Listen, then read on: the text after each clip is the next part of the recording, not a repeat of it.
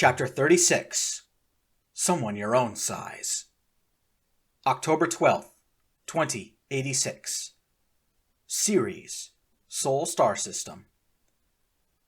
The quantum waveform washed over the battleship Charlemagne, depositing her in the dense asteroid belt between Jupiter and Mars. On Deck 1, Central Officer David Sepulveda opened the door of his radiation shelter and waved a dosimeter about. "All clear," he reported. Over the next 2 minutes, the crew emerged from their shelters and returned to their posts. On the bridge, Captain Rashad Mubarak was in a fury. "What the hell were those machines?" he demanded. "Where did they come from?" "I haven't the faintest idea," confessed Admiral Ingrid Ciajotso. "All of our intel says those ships are as alien as the beast itself. Why they were allied to the GDF is beyond me." "Speaking of intel," Captain Mubarak grumbled. He turned to face the one other leader on the bridge. ISO Director Scarlett Freeman was locked in conversation with David, and the captain had to grab her by the shoulder to get her attention. "Care to explain what happened back there?" Captain Mubarak barked at her. Scarlett narrowed her eyes at the captain. "What happened?" she repeated. "Sir, I think that would be obvious. We just lost our entire fleet. We need to act quickly." David was in shock. "So that's it?" he said. "The whole UN Navy? It's just gone? Like that?"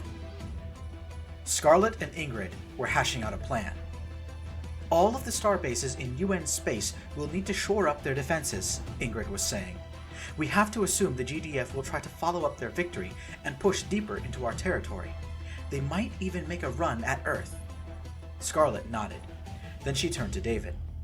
"Get on the hyperwave and send a message to ISO headquarters," Scarlett said. "Tell them to enact the amended version of the Ulysses Initiative, specifically the version I sent to the UN Security Council last week. Don't wait for the Council's approval, just launch it." David scrambled to the hyperwave terminal and started typing out his message. Even though he was publicly a member of XCOM, David had served the ISO long enough to know the basic details of the Ulysses Initiative. It was the Security Council's top-secret plan to defend Earth against a third alien invasion.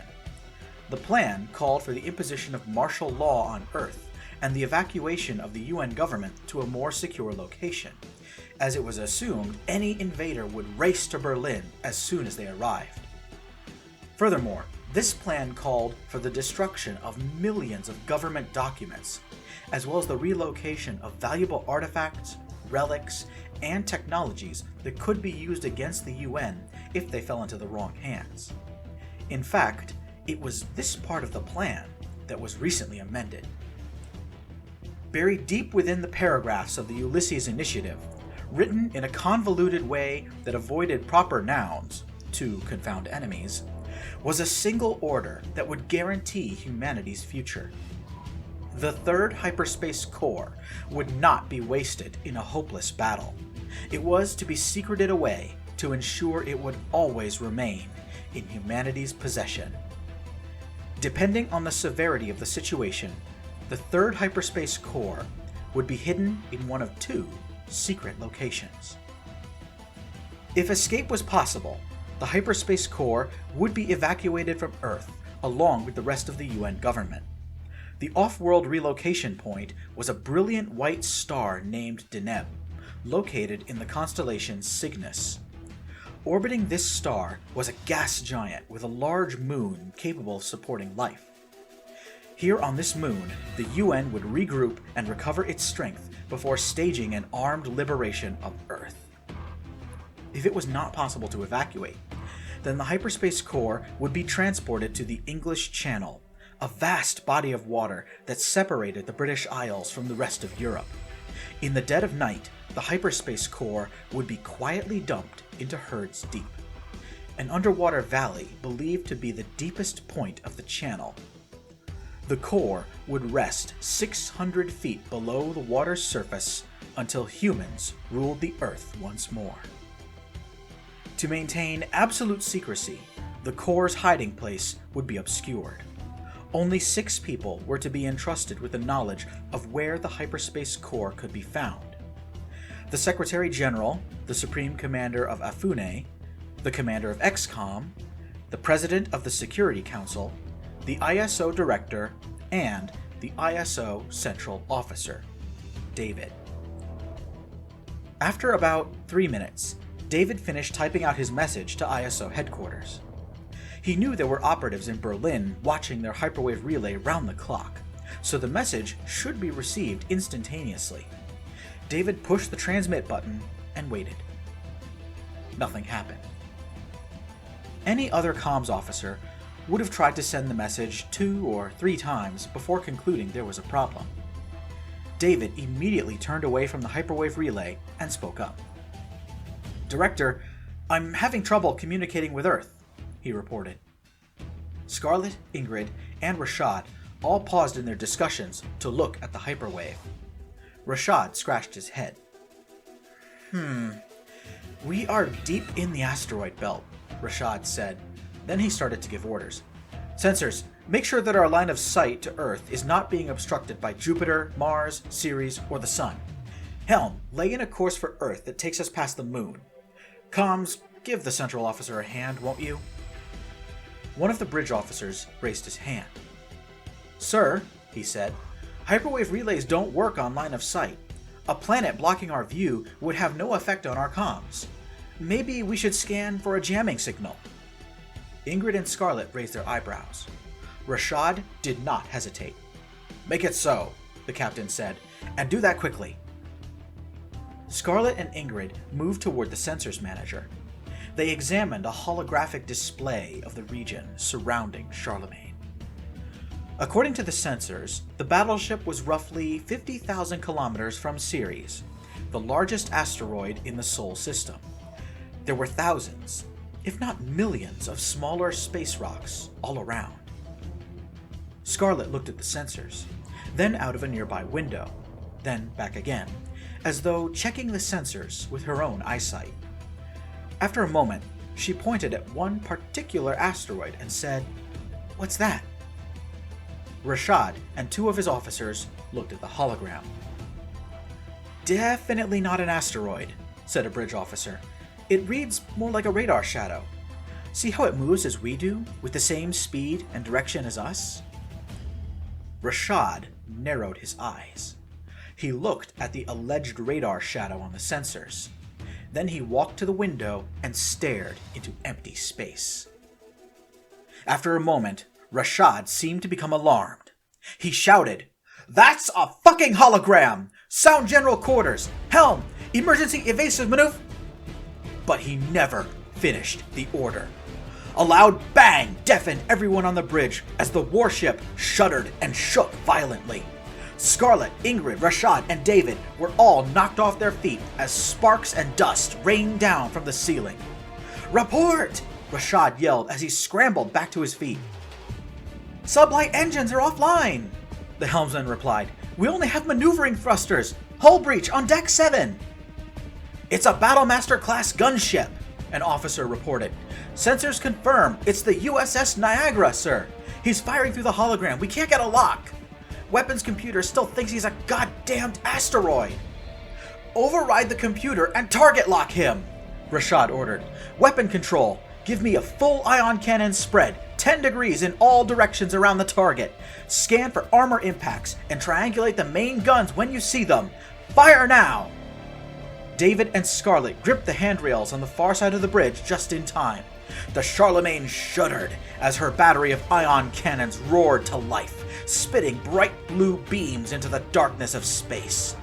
One of them connected with a lumpy gray rock, and for a brief moment, the illusion failed. The space plane Niagara was visible for a few seconds as she vanished into the asteroid field, resuming her holographic disguise at the same time. The Charlemagne opened fire with her massive main guns, but all of the metal slugs overshot, missing by dozens of miles. "Scan for weapon fire," Ingrid ordered, "and prepare evasive maneuvers." "They're coming around," David yelled, pointing out the window. There was a large brown asteroid bearing down on the battleship at high speed. What happened next occurred so quickly that David had trouble processing it. He saw a bright flash of light on the surface of the incoming asteroid, and in the exact same moment, catastrophe struck the Charlemagne. This time, everyone who was not strapped into their seat was thrown into the air. A wall panel exploded, sending sparks and flame into the bridge. Lights flickered, and the holographic sensor display shut down. "We've been hit!" a bridge officer screamed. "What the hell are they using?" Ingrid cried out. "That's packing way too big a punch to be an energy cannon." Charlemagne returned fire with all of her weapons. The battleship was grievously wounded, venting smoke and flames from 2 puncture wounds in her armor. Mass drivers, ion cannons, nuclear missiles, and flak cannons all trained themselves on the fast-moving gunship. "We've taken 2 hits on the dorsal side," Rashad told his crew. "Rotate 180 degrees to port. Fire all of the maneuvering thrusters. We need to be a moving target." The battleship was hit again. The sound of rending metal preceded yet another painful lurch. It felt like a meteor was hitting the vessel. David gasped a lungful of air, waiting to see if the bridge would depressurize. The captain was ahead of him on that front. "They've got an armor-piercing weapon!" Rashad yelled above the din. "Close the bulkhead doors, all of them!" "Son of a bitch, they're gonna cut through us!" Ingrid cursed. "What the hell are they shooting us with, an ion cannon?" As if in answer to her question, the Charlemagne was hit again. The whole bridge lurched as part of the floor caved in. A man fell screaming into the chasm and got trapped in a mess of wire and piping below the bridge. David was standing by the starboard wing and spotted the Niagara out the window.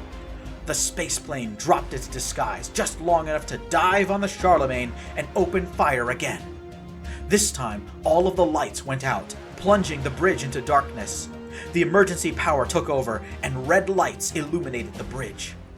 "It's a railgun!" David shouted. "They're hitting us with a fucking railgun!" This changed everything. Now that the crew of the Charlemagne knew what weapon they were being hit with, they could mount a defense. "They've got us in hammerlock," Scarlett said. "We need distance." Hammerlock is a term that refers to the instant hit range of railguns. If the shooter and target were close enough together, then it was physically impossible to dodge a railgun shot. Rashad knew this and started to give orders. "Thrusters, take us into a suborbital trajectory over Ceres. We'll use her gravity as a slingshot." At his orders, the battleship adjusted her thrusters and dove onto the dwarf planet below. Niagara gave chase, firing her railgun once more and scoring yet another devastating hit. "We have fires on all decks!" A damage control team spoke over the intercom. "Decks 4 through 11 are venting to space!" The emergency lights on the bridge suddenly went out. "Where's my auxiliary power?" Rashad yelled. "Auxiliary service destroyed, Captain," Ingrid reported. She had taken over one of the computer consoles following the death of its user. Following the Admiral's lead, Scarlett and David both looked for stations to take over. Scarlett seized control of the fire director, while David replaced the helmsman. Scarlett watched the Niagara through the targeting computer screen and swore. "Stop dancing and hold still!" she shouted, before sending the command to open fire. The Charlemagne pointed her rear turret at Niagara and let loose another volley. The spaceplane dodged the incoming fire and started to line up another attack run. "Do that again!" Rashad ordered. "We need all the acceleration we can get!" Scarlett and the other gunners did not need to be told twice. Without engines, the only way Charlemagne could move was by exploiting Newton's third law of motion. Each time a weapon was fired backwards, it propelled the battleship forward. Most gunners were not bothering to aim anymore. They just fired as quickly as they could, forcing the Niagara to dodge and weave wildly to avoid being hit. Meanwhile, the dwarf planet Ceres was starting to fill the windows on the bridge. "Adjust our periapsis," Rashad ordered. "Put us as close to the surface as possible." Through the cavernous hole in the floor, David could hear monopropellant racing through the pipes on its way to the maneuvering thrusters. Metal creaked under his feet as the warship moved beneath him. In fact, the whole vessel was now creaking dangerously, as though it might fall to pieces at any moment. There was a flash of light from the bow of the Niagara. "Incoming!" David yelled as he wrenched on the controls. The railgun slug struck a glancing blow on the port flank. But even a glancing blow was catastrophic. Alarms, already sounding on the bridge, seemed to grow even louder as more and more of the ship's interior was opened up to the vacuum of space. David had no time to pay attention to the incoming damage reports. At that moment, a new alarm sounded from the helm. "Too low, terrain," said a computerized voice. "Pull up! Pull up!" Charlemagne had reached the surface of Ceres. Dust, rock, and ice were kicked up behind the battleship as she skimmed the terrain just above the asteroid. Just as Rashad hoped, the warship was caught in Ceres' gravitational field. She was accelerating toward the planet, getting faster with each passing moment. "Our closest approach will be 90 feet from the surface," David reported. "We'll get a gravitational slingshot from Ceres and be kicked out of the asteroid belt." "More importantly," Scarlett added, "we're out of hammerlock." The Niagara opened fire with her railgun once more, and Scarlett's words bore fruit. There was now so much open space between the two ships that David was able to react in time. He pulled the helm in a desperate evasive maneuver, and it worked. The railgun slug missed the battleship by hundreds of feet, slamming into a nearby mountain and removing its top. Smoking and engulfed in flames, the battleship Charlemagne descended lower and lower, picking up speed along the way. Every deck was breached, the engine bells shattered, her superstructure wrecked, and some of her guns non-functional. But the Charlemagne was still fighting and still flying. "That's periapsis," David called out. "Our altitude is 200 feet and climbing. Our relative speed to Ceres is now 42 kilometers per second. We've got our gravitational slingshot." "Where are we heading?" Scarlett asked. "Inner solar system," David said. "We'll probably end up near Venus." "As soon as we're clear of the asteroid belt, put out a distress signal," Rashad said. "Is Niagara still behind us?" With the sensor suite disabled, it was very difficult to tell where anything was. People ran to both wings of the bridge and looked for the enemy out of the windows. "Starboard side!" Ingrid screamed. "He's coming in fast with weapons hot!" "Keep our bow on the Niagara!" Rashad responded. "All guns free fire!" In a desperate final bid, David swung the Charlemagne to face the oncoming threat. With a deep shudder, the vessel's remaining guns thundered into action, sending slugs, beams, missiles, torpedoes, and plasma bombs downrange toward the Niagara. The enemy spaceplane responded with its own railgun, striking one more devastating blow. "Nuclear power plant calling bridge!" a voice shouted over the intercom. "We cannot take another hit like that! The reactor's gonna melt down!" David swung the helm to face the Niagara, but now Charlemagne was fighting him. The battleship was becoming sluggish as she started to lose power. "Captain!" David called. "We're gonna be immobilized!"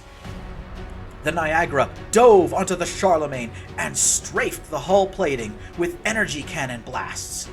Each hit shook the vessel, but with less intensity than a railgun hit. "What the hell?" Ingrid said.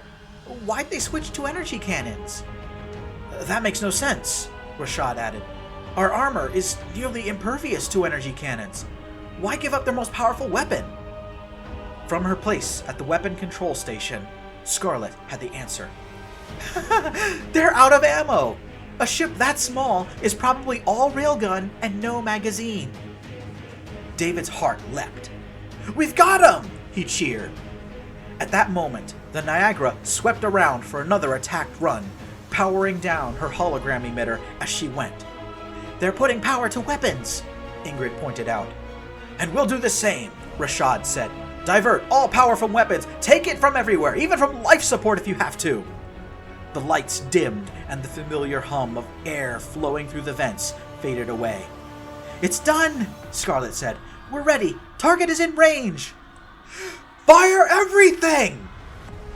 Charlemagne and Niagara tore into each other, firing their weapons at point-blank range. The smaller space planes circled the battleship, striking at every angle, while Charlemagne desperately returned fire with ion beams, energy cannons, and flak guns. Each impact rattled the battleship like a violent earthquake. David could only stay at his post for a few seconds before he was thrown clear across the bridge. The floor below him shook and quaked, and to the noise of a great crash, the ceiling collapsed. Metal, wire, piping, and other bits of debris rained down into the bridge. Once more, the lights went out, and this time, they did not come back on. For the next 12 hours, Charlemagne and Niagara drifted through the asteroid belt, side by side. Each vessel too badly damaged to carry on. Charlemagne was a wreck, so enveloped in smoke that it was nearly impossible to see what remained of the warship underneath. As she drifted along, bits and pieces of the battleship broke free and drifted off into space. Niagara was disabled and spinning out of control. Each time her bow faced the sun, it was possible to see the damage wrought by a lucky hit from Charlemagne's ion cannon. It looked as though the spaceplane flew headlong into a solid wall. Her nose was crumpled and the windscreen cracked. When the two disabled vessels were clear of Ceres' gravity well, a quantum wavefront opened up nearby. A Partogan battlecruiser pulled up alongside the stricken Niagara, with a pair of salvage corvettes emerging from her hangar bay. The two corvettes latched onto the spaceplane and towed her into the hangar. Then, the battlecruiser flew in circles around Charlemagne, much like a predator circles the remains of someone else's kill. After a few moments, the Partogan warship started to close in on the shipwreck, extending one of her own docking ports as she went. But before the battlecruiser could get too close, it suddenly changed course, retracting the docking port. The Partogan ship burned her engines hard, escaping the scene before disappearing into hyperspace. Almost as soon as the Partogans were gone, 3 human spaceships hyperspaced in. Only one of them was a warship, the Singaporean destroyer Vengeance. The other 2 were civilian cargo vessels. For the next few hours, shuttlecraft flew between the shipwreck and the trio of rescuers. The last 2 people to leave the Charlemagne were Scarlett Freeman and David Sepulveda. Admiral Ingrid Siajotso and Captain Rashad Mubarak did not survive. Once they were aboard the Vengeance, David and Scarlett tried to salvage the situation. Thanks to this battle, their enemies now had a 12-hour head start. "Anything can happen in 12 hours, Scarlett said. "Call the ISO, tell them to start Ulysses, and get me an update on the team we sent to find my daughter and Subject 2. Also, have Subject 3 brought to the Confucius. I want to meet Dr. Spark as soon as we land." But when Scarlett and David reached the Vengeance's onboard hyperwave relay, they found a series of messages waiting for them. The metaphorical hammer had already fallen. 6 hours ago, Berlin, Germany. The streets of Berlin were impassable. Hundreds of thousands of angry people were crowding into the Tiergarten, into Brandenburg Gate, and onto the very steps of the Reichstag. The news was out. Everyone on Earth knew the UN Navy was destroyed. Parents and spouses of soldiers demanded to know what happened to their loved ones. Political activists demanded justice. A significant number of people were demanding truth and accountability, accusing the government of lying about its many recent triumphs and victories. Many were scared of tomorrow, not knowing what it was going to bring. Inside the Reichstag, 2 meetings were happening simultaneously. In his own office, Secretary General Pascal Etienne was discussing the turn of events with some of his political allies. Klaus Eberhard, the commander of XCOM, and Marcus Robinson, the Hawaiian ambassador to the UN, were both looking for a way to salvage the situation. Marcus's niece, Sophie Murphy, was running into and out of the room. She was carrying messages between the Secretary General's office and the meeting that was occurring across the hall. An emergency session of the UN Security Council was in progress. At the head of the table were men and women representing the permanent 5 members of the Council: Russia, China, the United Kingdom, France, and Hawaii, substituting for America. Then there were the non-permanent members: Morocco, New Zealand, Brazil, Iceland, Spain, Comoros, Mauritius, Japan, Ukraine, and Barbados. The 15 world leaders had only one topic of discussion: the battle at Alpha Centauri. The president of the Security Council was the man who ran the meeting. The job rotated from one country to the next each month, and in October of 2086, the presidency belonged to the United Kingdom. Therefore, as the debate began, a British man named Eric DeAngelis held the president's gavel. DeAngelis holds a very curious role in this story. He was a lifelong politician, having served his home country and the United Nations of Earth for most of his adult life. Many decades ago, he served on the Global Truth and Reconciliation Commission, a body that carried out war crimes trials in the aftermath of the Second Hyperspace War. But after the war crimes trials, DeAngelis was called to a higher duty. He was elected Secretary General of the United Nations of Earth. He led the UN for a decade before ultimately being defeated and replaced by Pascal Etienne. DeAngelis was a consummate professional and held no personal grudge against his successor. But he and Etienne were political rivals, and it gave DeAngelis plenty of satisfaction to see that when the British delegation voiced their opposition to the current administration, more than half of the Security Council joined them. It has become quite clear to those of us in London that our current Secretary General has lost control of the situation, the British ambassador said.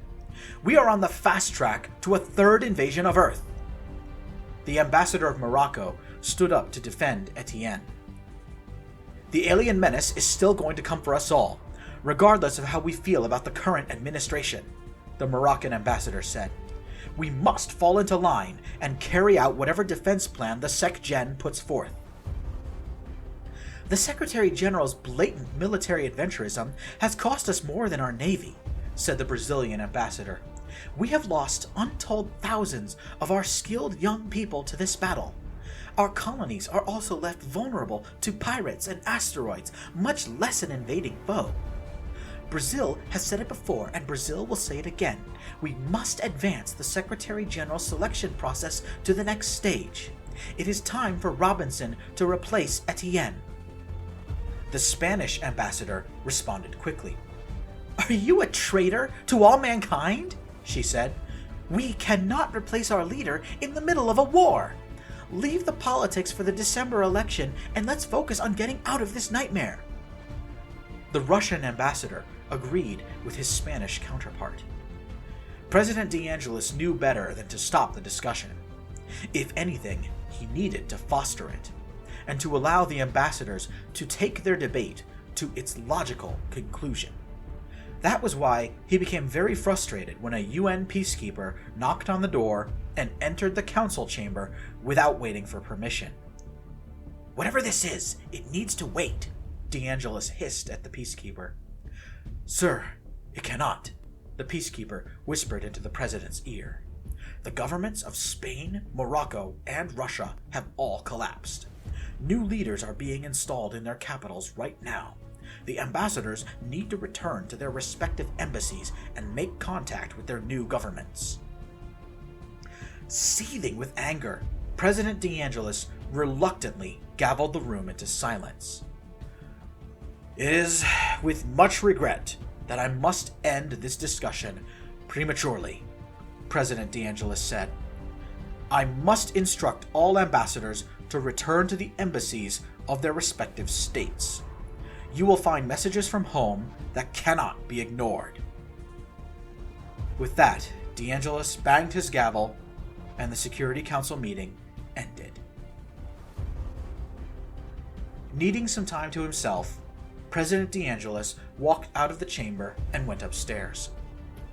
The Reichstag had a very famous glass dome on its roof that allowed one to look over all of Berlin. Tonight, DeAngelis could see a veritable ocean of angry protesters in every direction. A group of Germans had somehow climbed on top of Brandenburg Gate and hung a banner over it, one that spelled out a demand for the resignation of the entire UN government. Meanwhile, two delegates nearby were gossiping about the recent news. DeAngelis overheard bits and pieces of their conversation. "Protests on all of the colonies," one man was saying. "The Chinese lost contact with their orbital base at Wolf 359 after the crew mutinied. Peacekeepers on Terra Nova are refusing to leave their barracks. Of course, you did not hear that from me." "What about the news media?" his companion grumbled. "What are they saying?" "Nothing at all," the diplomat replied. "Everyone is silent. Although some of the TV and radio stations in the outer Sol system are playing ballet music. There's a Chinese network on the planet New Jerusalem playing World War III documentaries on repeat. Oh, and the Nigerian space station is playing their own national anthem over and over again." "But which crisis are they trying to ignore?" said the other man. "The political one at home, or the military one on its way here?" The two diplomats left the glass dome, leaving DeAngelis to his thoughts. He watched the protesters for a few more minutes. The angry people now completely filled the park and were spilling across Otto von Bismarck Street. If any more protesters crammed themselves into the Tiergarten, people might just fall into the River Spee. "I can't see them, but I can hear them," said a voice behind DeAngelis. Looking around, DeAngelis saw that he was not alone. Pascal Etienne, escorted by Commander Eberhard and Marcus Robinson, was also touring the glass dome. The current and former Secretary General stood together, overlooking the scene below. "What will you do now?" DeAngelis asked. Etienne sighed. "We are still at war," the Secretary General replied. "I cannot tolerate any action that could undermine the security of the United Nations. You know that. We all know that. Even my opponent seems to know that. His electoral campaign has gone silent." Marcus Robinson nodded. "My father is correct to maintain his silence during this crisis," he said. "Even an old soldier like him knows we have to stand united." Pascal Etienne spoke to Commander Eberhard. "Mobilize the peacekeepers. Clear all of the protesters off the streets, arrest the ringleaders, and hand them over to the ISO. Once that's done, we must restore the rightful governments of Spain, Morocco, and Russia to power." Before he left, the Secretary General spoke to his predecessor one last time. "This is what sets my administration apart from yours," Etienne said. "We were given great power to enforce order. You did not use that power. I will. As Secretary General Etienne and his advisors left the glass dome, President DeAngelis could not help but smile. He understood why Blake Robinson was choosing to lay low.